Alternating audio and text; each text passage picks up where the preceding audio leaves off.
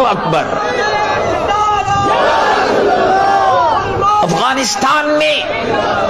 افغانستان میں رسول اللہ کے صحابہ کے زمانے میں اسلام پہنچ گیا تھا، اور رسول اللہ کے صحابہ کے وقت سے لے کر آج تک اسلام موجود ہے، اسلام موجود رہے گا، اور اسلام زندہ ہوتا ہے ہر کربلا کے بعد۔